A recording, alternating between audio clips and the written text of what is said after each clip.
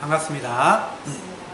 우리 하나님의 말씀을 듣기 전에 우리 기도 드리고 주님의 말씀 듣겠습니다. 하나님 아버지, 참으로 감사드립니다. 주님, 지난 한 주간도 저희들 인도하여 주시고 지켜보호해 주시고 이렇게 주님 앞에 예배 드릴 수 있게 하여 주시니 감사합니다. 주님, 저희가 이렇게 주님께 예배 드릴 수 있음에 늘 감사하며 또한 하나님의 말씀 들을 수 있음에 늘 감사할 수 있게 주님 인도하여 주시옵소서. 오늘 특별히 사랑에 대해서 우리가 말씀을 듣습니다. 하나님, 우리에게 사랑에 대해서 말씀하여 주시고 가르쳐 주시옵소서. 그리고 그 사랑을 할 수 있도록 힘을 주시옵소서. 감사드리며 모든 말씀 예수 그리스도 이름으로 기도드렸습니다. 아멘. 자, 오늘 우리 교회에 식구가 한 명 늘었습니다. 와, 우리 조카가 멀리 한국에서 우리 희원이가 여기까지 왔습니다. 그래서 앞으로 한 4주 정도 같이 지내면서 또 예배 드리게 될 텐데, 이 4주 동안 우리가 어떠한 말씀을 전할까 그렇게 생각하고 기도하는 중에 우리가 예수님을 따라 사는 크리스찬의 그런 삶을 살아가면서 정말 중요한 덕목들이 있잖아요. 그것들을 하나씩 정말 크리스찬의 우리 믿음의 기반이 되는 것들을 기초를 잡아주면 좋겠다는 생각이 들어서 그런 것들을 하나씩 보려고 합니다. 그 첫 번째 오늘의 주제는 바로 사랑입니다. 제가 기도할 때도 말씀드렸는데 제가 이 사랑으로 이 주제를 선택한 이유는 물론 사랑이 정말 믿음, 소망, 사랑 이 세 가지가 가장 영원히 있을 것인데 그 중에 제일은 사랑이라 그렇게 말씀하신 것도 있고, 정말 우리가 이 두꺼운 이 성경책을 꽉 짜면은 딱 한 단어만 이렇게 추려내면 정말 그게 사랑이라는 단어가 아닐까 그렇게 생각이 됩니다. 그래서 사랑이라는 주제를 선택하게 됐고, 그리고 저의 개인적으로도 제가 가장 필요하고 또 부족한 부분이 사랑이기 때문에 오늘 사랑의 그런 말씀을 하나님께서 주셨다고 생각이 됩니다. 우리가 오늘 말씀을 통해서 먼저 사랑이 뭔지, 진짜 사랑이 뭔지, 왜냐하면 이 세상에는 사랑에 대한 그러한 잘못된 그런 인식들이 너무나 많기 때문에 성경이 이야기하는, 하나님이 말씀하는 그 사랑이 무엇인지 그것에 대해서 바로 알고, 그리고 그 사랑을 어떻게 하면 할 수 있는지 그것에 대해서 배워서 우리가 정말 사랑이 넘치는 그러한 교회가, 그러한 우리 각 사람이 되기를 축복합니다. 자, 그래서 오늘은 본문을 찾아가면서 할 거기 때문에 읽고 시작하지 않겠습니다. 사랑하면 뭐가 떠오르시나요? 사랑이라는 단어를 딱 들었을 때 우리가 예수님의 우리를 향하신, 우리를 대신해 돌아가신 그 사랑, 그리고 우리가 흔히 생각하기를 남녀간의 사랑을 생각할 거예요. 연애할 때 그 뜨거운 사랑, 그런 것도 물론 이것도 사랑의 한 부분입니다. 그리고 우리가 부모님이 우리를 사랑해 주시는 것, 그것도 정말 아주 위대한 사랑의 한 부분이죠. 그리고 우리 친구들 간에 그런 사랑도 있잖아요. 우리는 이제 우정이라고 얘기하죠. 우정이나 뭐 의리나 이런 것도 사랑의 한 부분입니다.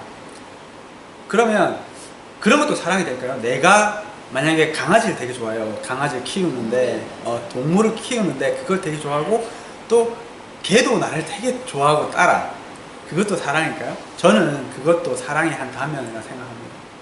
그런데 요즘에 이런 말을 참 많이 해요. 특히 영어권에 살면 이런 말을 많이 하는데, I love chocolate, I love swimming, 이런 거 있잖아요.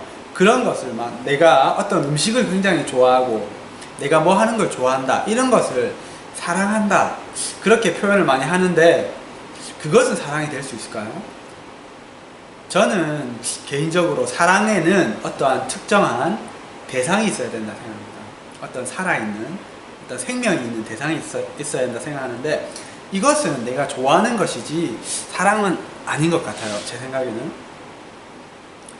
이거는 어디까지나 우리들이 생각하는 그런 사랑의 개념인데, 그러면 성경 말씀이 사랑에 대해서 뭐라고 말씀하시는지 고린도전서 13장, 이게 사랑장이라고 합니다. 이 사랑장인 고린도전서 13장에 뭐라고 말씀하고 있는지 우리가 1절부터 7절까지 한번 살펴보겠습니다. 어디에 있냐면 신약성경 7번째입니다. 신약성경 279페이지입니다. 1절부터 제 책으로는 265페이지, 263페이지네요. 어쨌든 자, 우리가 1절부터 7절까지만 고린도전서 3장 279페이지 맞습니다. 1절부터 7절까지 한 절씩 우리가 다 같이 한번 읽어볼까요? 시작! 내가 사람의 방언과 천사의 말을 할지라도 사랑이 없으면 소리나는 구리와 울리는 꽹과리가 되고, 내가 예언하는 능력이 있어 모든 비밀과 모든 지식을 알고 또 산을 옮길 만한 모든 믿음이 있을지라도 사랑이 없으면 내가 아무것도 아니요. 내가 내게 있는 모든 것으로 구제하고 내 몸을 불사르게 내어줄지라도 사랑이 없으면 내게 아무 유익이 없느니라. 사랑은 오래 참고, 사랑은 온유하며 시기하지 아니하며, 사랑은 자랑하지 아니하며 교만하지 아니하며 무례히 행하지 아니하며 자기의 유익을 구하지 아니하며 성내지 아니하며 악한 것을 생각하지 아니하며 불의를 기뻐하지 아니하며 진리와 함께 기뻐하고 모든 것을 참으며 모든 것을 믿으며 모든 것을 바라며 모든 것을 견디느니라. 아멘. 우리가 정말 너무너무나도 많이 읽었고 잘 아는 말씀이죠. 그런데 이 말씀을 우리가 표면적으로는 우리가 많이 들어서 아는데, 진짜 이 말씀을 깊이 이것이 무슨 의미를 가지고 있는지 그것을 오늘 한번 살펴봤으면 좋겠습니다. 먼저 사도 바울이 이 말씀을 쓰게 된 배경을 잠시 설명을 해줄 텐데요. 이 고린도 전서는 참 말이 어렵죠. 고린도라는 단어는 어떠한 도시의 이름입니다. 어디 있냐면 지금도 있어요. 코린스라는 이름으로 그리스에 있습니다. 유럽에 가면 그 도시가 아직도 있어요. 그런데 이것은 고린도, 코린스에 살고 있는 그 성도들을 향해서 사도 바울이 쓴 첫 번째 편지예요. 전서랑 후서가 있는데 전서는 첫 번째 편지다, 이런 뜻이에요. 이 고린도는 이 편지가, 사도 바울이 이 편지를 썼을 당시에 어떤 도시였냐면 굉장히 상업과 무역이 발달한 도시였어요. 그럴 수밖에 없는 게 위치가 딱 여러 나라들이 오갈 수 있는 그러한 통로에 딱 있었어요. 그래서 이곳은 굉장히 많은 사람들이 붐비고 또 여러 나라에서 사람들이 막 오는 장소였어요. 그러다 보니까 경제가 굉장히 부흥하고 활성화됐죠. 근데 이것까지는 좋은데 많은 사람들이 이렇게 또 지나쳐가는 곳이다 보니까 굉장히 문란하고 그리고 타락한 그러한 도시였습니다. 이 고린도에 사도 바울이 전도 여행을 다니다가 이 고린도에도 들러서 복음을 전하고, 이 타락한 도시였지만은 그 중에서도 예수님을 믿는 사람들이 생겨났습니다. 그리고 그곳에 작은 교회가 생겼어요. 우리처럼 이렇게 가정교회가 생긴 거예요. 그렇게 교회가 생기고 교회가 점차 성장하니까 이곳에 많은 성령의 은사들이 하나씩 나타나기 시작했습니다. 지금도 그렇지만은 이렇게 초창기에 교회가 처음 생겨났을 때에도 엄청난 그러한 성령의 기름 부으심이 있어서 그러한 성령의 은사들이 나타났거든요. 어떠한 은사들이 있었냐면 어떤 사람들은 방언을 막 말해요. 그런데 이 방언이 내가 한 번도 영어를 배운 적이 없는데 성령님의 능력이 임해가지고 영어를 막 말하는 거예요. 그리고 사람은 이해할 수 없는 막 그러한 이상한 말을 하는 거예요. 근데 이건 성령님과 나와 영으로 교제하는 그러한 말이거든요. 근데 이것을 막 하는 사람이 생겨난 거예요. 그리고 어떤 사람은 예언과 지식의 은사가 있었어요. 지혜의 은사가 있었어요. 그래서 예를 들면 우리 사모님이 나에게 무슨 말을 하지 않았는데 저 사람이 지금 무슨 생각을 하고 있는지 다 아는 거예요. 하나님께서 말씀해 주셔서. 그리고 앞으로 무슨 일이 일어날지 막 그런 일도 막 환상 중에 보이고 해서 다 아는 거예요. 그리고 하나님의 말씀을 전하는 능력이 탁월해 가지고 정말 이 말씀을 볼 때 너무나도 어려운 성경 말씀인데 잘 풀어지고 그것을 다 이해할 수 있어서 그것을 알 수 있는 그러한 능력이 생긴 거예요. 성령의 은사가 생긴 거예요. 그리고 어떤 사람은 진짜로 큰 믿음이 생겨가지고 정말 예수님께서 말씀하신 것처럼 이 산을 들어서 저 바다에 던지라 하면 그것이 이루어지는 정말 불가능한 것들을 이루어낼 수 있는 그런 큰 믿음을 가진 그런 사람들도 있었어요. 그런데 문제는 사랑이 없었어요. 사랑이. 정말 이 수많은 그러한 능력을 행하고 막 하는데 사랑이 없으니까 어떤 일들이 생기냐면 방언을 하는 사람들은 나는 진짜 이 방언을 이렇게 잘 말하는데 왜 저 사람은 방언을 못하지? 내가 좀 되네? 이러면서 교만해지고 다른 사람들을 낮춰서 보고 깔보기 시작했어요. 그리고 어떤 사람들은 하나님의 지혜를 깨달은 그 예언의 은사를 받은 사람들은 네가 아무리 방언을 잘하면 뭐해? 나는 하나님의 말씀을 이렇게 잘 아는데 그리고 하나님께서는 네가 무슨 생각을 하는지까지 다 보여주시는데 이렇게 하면서 내가 더 잘났지 내가 더 높지 이렇게 하는 거예요. 그리고 어떤 사람들은 야 너희들 아무리 예언 잘하고 그러면 뭐해? 하나님께서는 믿음을 가장 중요시 하시는데 내봐 나는 진짜 큰 믿음으로 너희들은 불가능하다 생각하는 건 나는 믿음으로 해내잖아 이렇게 하는 거예요. 그러면서 서로 내가 높다 이렇게 싸우는 거예요. 사랑이 없으니까 이러한 문제들이 생긴 거예요. 이 고린도 교회가 우리가 살고 있는 지금 이 사회와 너무나도 참 많이 닮아 있죠. 사도 바울이 이렇게 너희가 사랑이 없이 그렇게 방언으로 말하는 것은 정말 꽹가리를 막 쳐대는 징을 막 쳐대는 것처럼 아무런 의미 없는 소리에 불과하고 네가 아무리 그렇게 하나님의 말씀을 알아서 다른 사람의 그러한 마음 상태를 알 수 있다 해도 네가 그것이 사랑 없이 그것을 얘기한다면 믿음만 가지고 얘기한다면 그것은 다른 사람들을 찌르는 정죄하는 상처 주는 말에 불과하다. 그렇기 때문에 그것은 없는 이만 못하다 이렇게 이야기하는 것입니다. 물론 이 은사는 굉장히 소중하고 하나님께서 주신 선물이에요. 근데 이 은사는 반드시 사랑과 함께 하지 않으면 이것 하나만 있으면 이것은 없는 것보다 못해요. 그래서 이 은사는 항상 사랑과 같이 사용해야 됩니다. 그러면 이 사랑이란 무엇일까요? 사도 바울이 그 뒤에 계속해서 친절하게 풀어서 설명해 줍니다.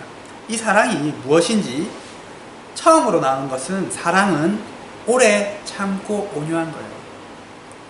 우리가 내 옆에 있는 친구가 내 마음에 들지 않아요. 나랑 좋아하는 것도 다르고 항상 의견도 다르고 항상 부딪혀요. 그런데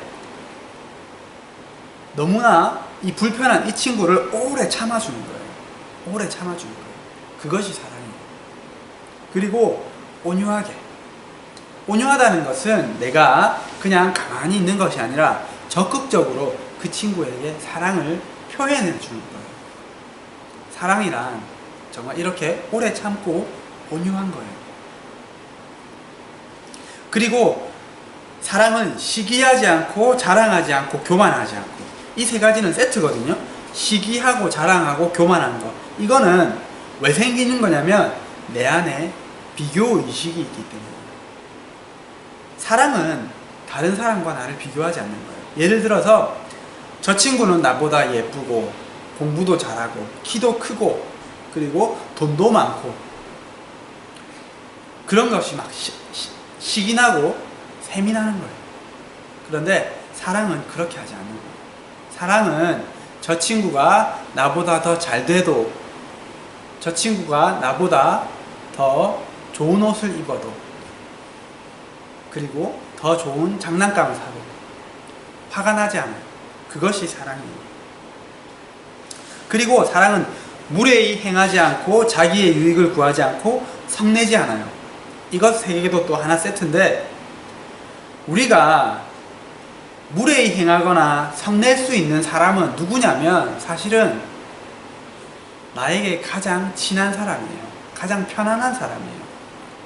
그리고 내가 가장 함부로 대할 수 있는 사람이에요. 예를 들면 엄마 아빠, 아니면 자식들이 되겠죠. 딸이나 아들, 아니면 내 아내. 그런 사람들은 내가 함부로 막 대할 수 있다고 생각해요. 왜냐면은 너무나 편하고 그런 사람이니까. 그런데 그런 사람일수록 우리가 더 조심해야 돼요. 저부터 저희 아내에게 제일 조심해야 돼요.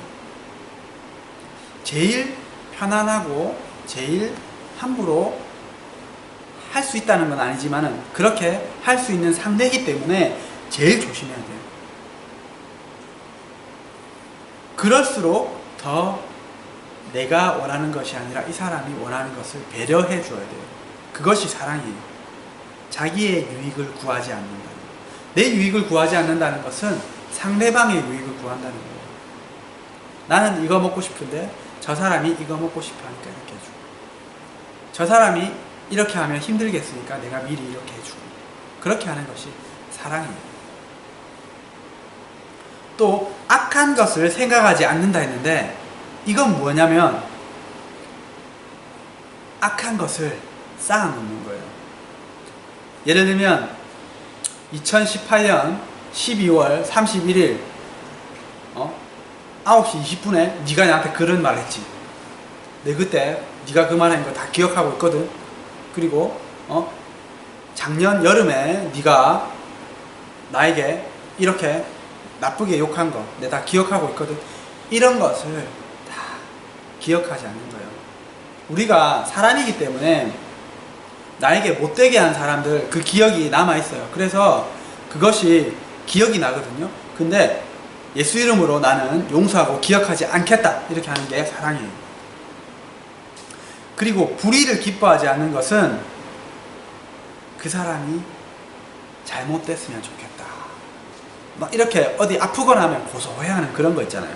그리고 저 사람 진짜 아무리 전도해도 내 말 안 듣고 맨날 나를 예수님 믿는다고 싫어하고 지옥에나 가버려라, 이런 마음을 품는 게 정말 불의를 기뻐하는 거거든요. 이것은 사랑이 아니에요. 그렇게 하지 않는 것. 그리고 그 사람이 예수님을 만났으면 좋겠다, 그분과 가까워지고 새로운 사람으로 변화됐으면 좋겠다, 이렇게 하는 것이 진리를 기뻐하는 거거든요. 그리고 그 사람이 어떤 잘못이 있으면 감싸 안아주는 거예요. 예를 들면 다른 사람들이 다 그 사람을 의심해도 정죄해도 안아주면서 그럴 리가 없어, 그 사람을 믿어주는 거예요.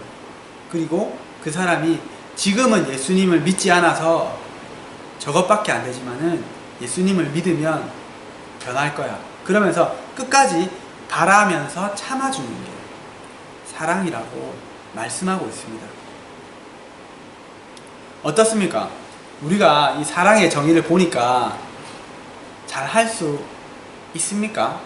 아니면 지금까지 잘 해왔습니까? 저는 솔직히 이 중에 한 가지도 제대로 잘 못하고 있는 것 같아요. 그래서 이 사랑을 항상 갈구하고, 그리고 이 사랑이라는 이 주제를 들을 때마다 제가 너무나도 원하는 것이에요. 예수님께서도 사랑에 대해서 참 많이 말씀하셨어요. 근데 대표적으로 예수님께서 뭐라고 말씀하셨냐면 너희 원수를 사랑하고 너희를 박해하는 자를 위해서 기도해라 이렇게 말씀하셨어요. 예수님은 너희가 이제까지 듣기로 원수를 미워하고 네가 너를 사랑하는 사람들을 사랑하라 했지만 나는 너에게 새 계명을 주는데 너희 원수까지도 사랑해라. 왜냐하면 네가 너를 사랑하는 사람만 사랑하면 그것이 무슨 상이 있겠냐. 세상 사람들도 죄인들도 다 그렇게는 그 정도는 한다 이렇게 말씀하셨는데 그 말은 우리가 사랑할 수 없는 우리의 원수를 사랑하면 하늘에 상이 있다는 것입니다. 그리고 보너스로 이 땅에서도 상이 있어요.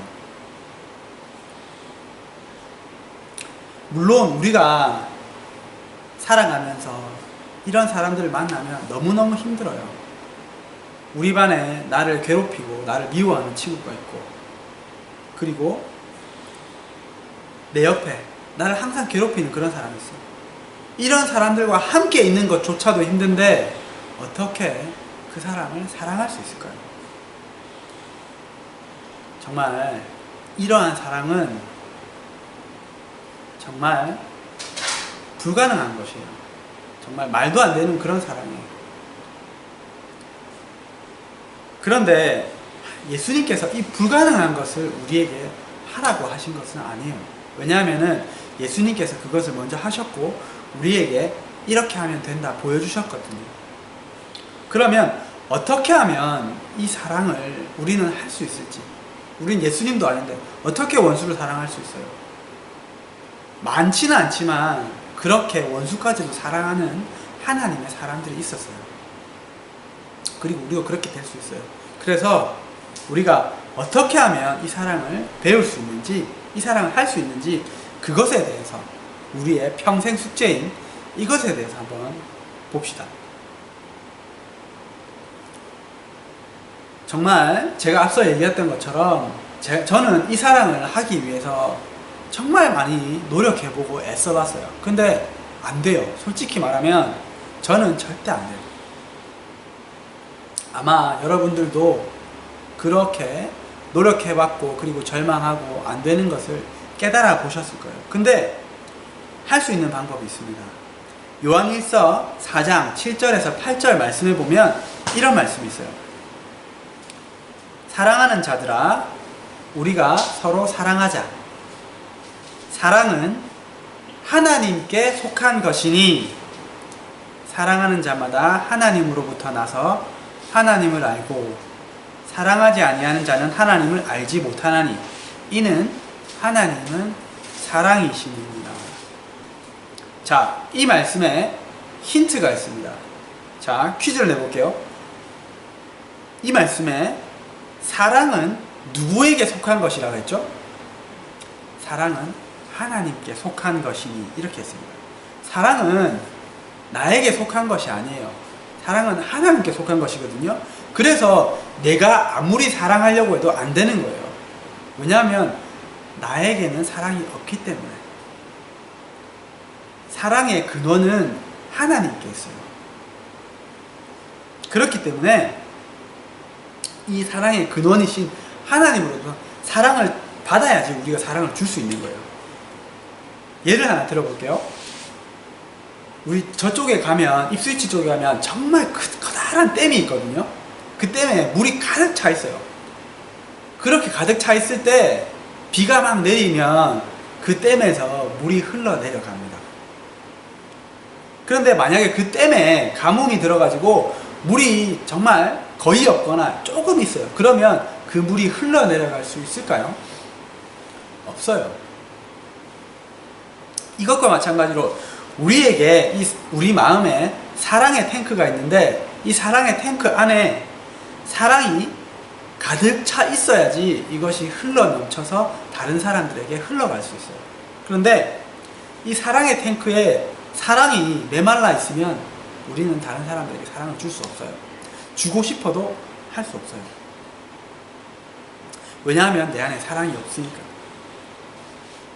그러면은 우리는 사랑의 근원이신 하나님에게 사랑을 듬뿍 받아야지 이 사랑을 보내줄 수 있거든요. 어떻게 하면 하나님의 사랑을 듬뿍 받을 수 있냐면 하나님의 사랑의 편지인 하나님의 말씀을 많이 읽어야 돼요.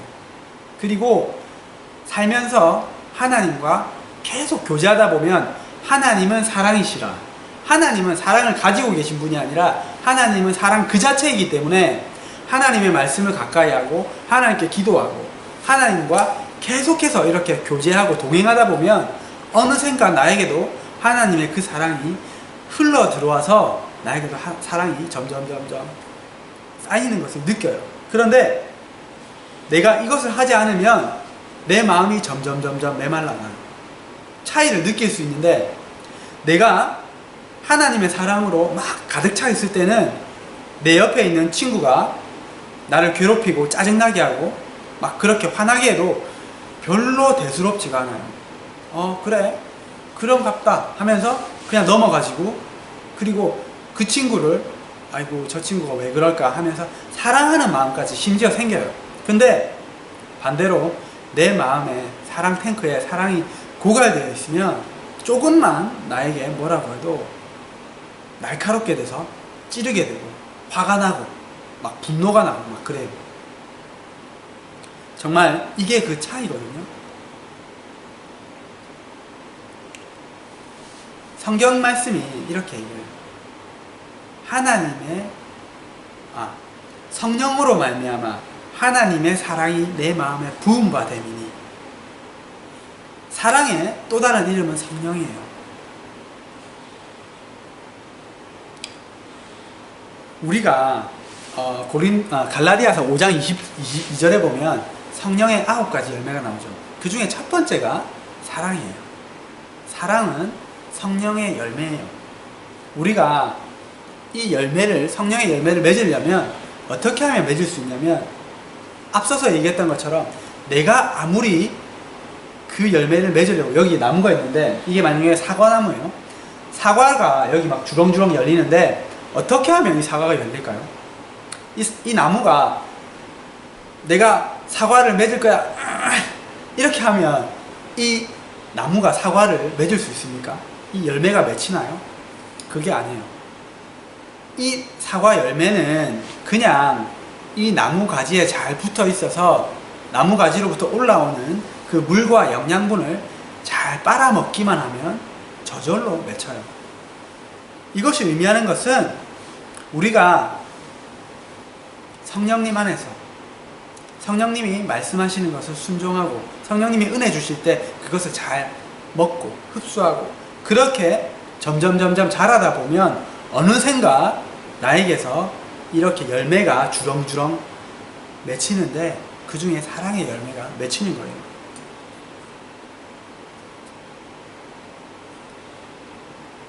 제가 이야기한 것처럼 이 사랑이 정말 불가능해 보이지만은 예수님께서 우리가 이것을 할 수 있다고 먼저 보여주셨어요. 어떻게 보여주셨냐면, 우리가 하나님 싫다고 뛰쳐나가서 내 마음대로 살 때, 죄 지을 때 예수님께서 이 땅에 오셔서 내 죄를 대신해서 지고 죽어주셨어요. 그리고 예수님은 십자가에서 자기를 못 박고 침뱉고 때리고 피 흘리게 하는 그 사람들에게, 주님 저 사람들이 무슨 일을 하는지 알지 못합니다 이러면서 먼저 그 사람들을 사랑하고 용서해 주는 것을 보여주셨습니다. 우리가 정말 이 예수님의 사랑을, 우리에겐 없는 이 사랑을 하나님부터 받아서 성령님으로부터 열매를 맺어서 이 사랑을 줄 수 있는 제가 되기를, 그리고 여러분 한 사람 한 사람이 되기를 정말로 축복드립니다. 우리 마지막으로 고린도전서 13장, 방금 보았던 말씀이죠. 4절에서 7절까지를